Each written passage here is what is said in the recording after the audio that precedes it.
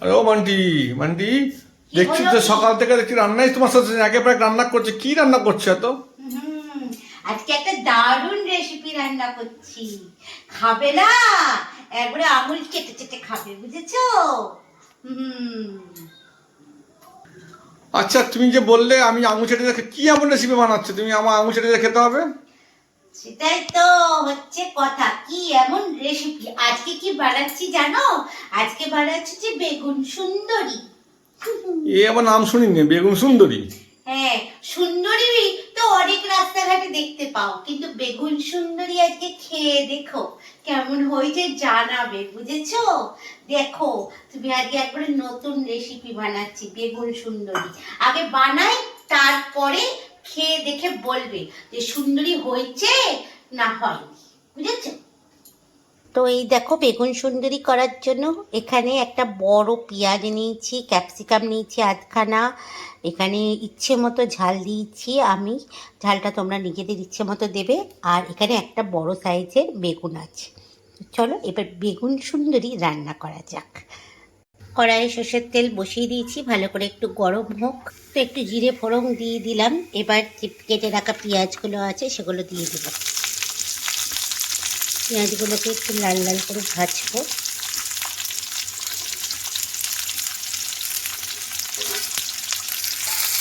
এবার এক এক করে আমি ক্যাপসিকাম আর কাঁচা লঙ্কাটাও দিয়ে দেবো।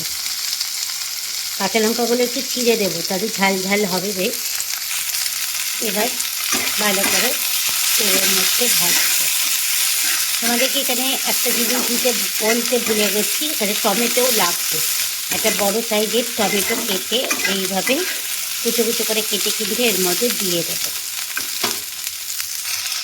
টমেটোটাও দিয়ে দিলাম, একটা বড় সাইজের টমেটো দিচ্ছি। ভালো করে যতক্ষণ না লাল লাল হবে ততক্ষণ কিন্তু এটাকে ভাজতে হবে।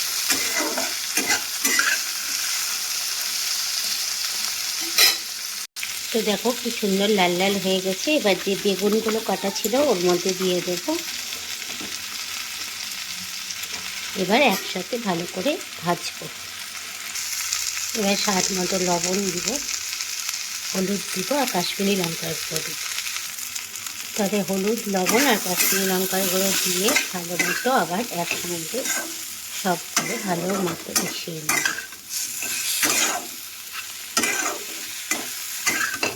আর স্বাদটা ব্যালেন্স হওয়ার জন্য অল্প একটু চিনিও দিব, সামান্য 2-4 দানা।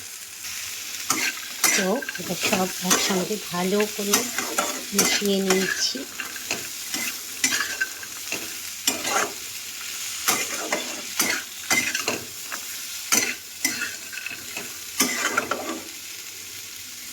এবার পরিমাণ মতো জল দিয়ে এটা ঢাকা দিয়ে দেবো। একদম স্টিম করে দেবো আঁশটা। একদম শুকিয়ে যখন যাবে তখন কিন্তু এটা হয়ে আসবে। তো এখন ঢাকা দিয়ে এটা ঢাকা দিয়ে দিই, যাতে বেগুনটাও ভালো মতো সিদ্ধ হয়ে যায়, টমেটো, পেঁয়াজ, ক্যাপসিকাম সব ভালো মতো সিদ্ধ হয়ে যায়। চলো দেখা যাক আমার বেগুন সুন্দরী কত দূর। বেগুন সুন্দরীর জল কিন্তু শুকিয়ে গেছে। তো এই যে আমার বেগুন সুন্দরী আজকে রেডি হয়ে গেছে। এবার গরম গরম সার্ভ করবো আর খাবো। তো রেসিপিটা বন্ধুরা কেমন লাগলো অতি অবশ্যই কমেন্টস করে জানিও। আর যাদের মুখে একদমই রুচি নেই তারা এই রেসিপিটা করতে পারো। বেশ ঝাল ঝাল, খেতেও খুব সুন্দর হয়। আর তোমাদেরকে কি বলবো, রুটি বা পরোটার সঙ্গে এটা খুব ভালো যাবে। তো চলো আজকের মতো ভিডিওটা এই পর্যন্তই। দেখা হচ্ছে আবার একটা নেক্সট ভিডিওতে তোমাদের সঙ্গে। সবাই ভালো থাকবে, সুস্থ থাকবে।